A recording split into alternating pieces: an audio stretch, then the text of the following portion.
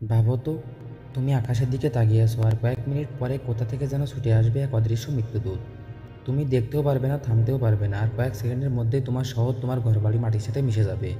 এটাই হাইপারসনিক ক্ষেপণাস্ত্র, আধুনিক যুদ্ধের এমন এক অস্ত্র যা শব্দের চেয়ে 5 গুণ দ্রুত ছুটে যায় এবং মৃত্যুকে করে তোলে প্রায় নিশ্চিত। হাইপারসনিক বলতে বোঝায় এমন গতি যা শব্দের গতির অন্তত 5 গুণ।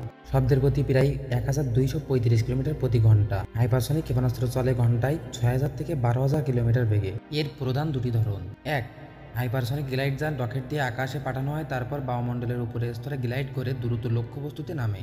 দুই, হাইপারসনিক ক্রুজ ক্ষেপণাস্ত্র নিজের ইঞ্জিন ব্যবহার করে পুরো পথে হাইপারসনিক গতি বজায় রাখে। সবচেয়ে ভয়ঙ্কর দিক, রাডারে সহজে ধরা পড়ে না, মাঝপথে দিক পরিবর্তন করতে পারে, আটকানো কঠিন। এত দ্রুত আসে যেন সতর্ক হওয়ার আগে আঘাত আনে। হাইপারসনিক মিসাইল কেন এত বিপজ্জনক? সাধারণ ক্ষেপণাস্ত্র উপরের দিকে উঠে পড়ে, লক্ষ্যবস্তুতে নামে, তাই প্রতিরক্ষা বাহিনীর সময় থাকে প্রক্রিয়া জানাতে। কিন্তু হাইপারসনিক ক্ষেপণাস্ত্র একবারে মাটির কাছ দিয়ে চলে, মুহূর্তের মধ্যে দিক বদলে ফেলে, আর এত গতিতে আসে যে প্রতিরক্ষা ব্যবস্থা প্রায় অসহায় হয়ে পড়ে। ভাবো, যদি ঢাকা থেকে কলকাতায় হামলা করা হয়, হাইপারসনিক ক্ষেপণাস্ত্র পৌঁছে যাবে মাত্র 3 মিনিটে। তুমি বোতাম চাপার আগেই শেষ। কোন দেশগুলো এর মালিক? রাশিয়া, আভানগার, চীন, DF-17, আমেরিকা, হওয়াকো অ্যারো পরীক্ষাধীন, ভারত, ব্রহ্মস-2 রাশিয়ার সাথে যৌথ উদ্যোগ। অন্যান্য দেশও গোপনে গবেষণা করছে, কারণ যে আগে পাবে যুদ্ধক্ষেত্র তার আধিপত্য অটুট থাকবে। বাংলাদেশ কি পারবে? বাংলাদেশ এখন হাইপারসনিক প্রযুক্তির পথে অনেক পিছিয়ে, কিন্তু একদিন যদি আমরা এই অস্ত্র বানাতে পারি তাহলে প্রতিরক্ষা ব্যবস্থায় নতুন যুগ শুরু হবে। ধাপে ধাপে করতে হবে। এক, উন্নত ক্ষেপণাস্ত্র গবেষণা কেন্দ্র তৈরি।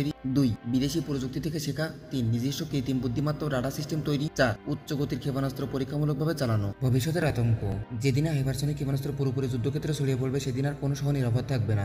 সতর্কবার্তা শোনার আগে ধ্বংস এসে যাবে দরজার কড়া নাড়তে। তুমি বুঝতেই পারবে না মৃত্যু কখন তোমার মাথার উপর দিয়ে চলে গেল। তুমি কি মনে করো হাইপারসনিক ক্ষেপণাস্ত্র মানব ইতিহাসের সবচেয়ে ভয়ঙ্কর অস্ত্র? কমেন্ট করে জানাও তোমার মতামত। আর আধুনিক যুদ্ধ প্রযুক্তির অজানা তথ্য জানতে পাশে থাকো। সাবস্ক্রাইব করো ফয়সাল এক্সপ্লেইন। সো দেখা হবে নেক্সট কোনো ভিডিওতে। সে পর্যন্ত সবাই ভালো থেকো। ধন্যবাদ।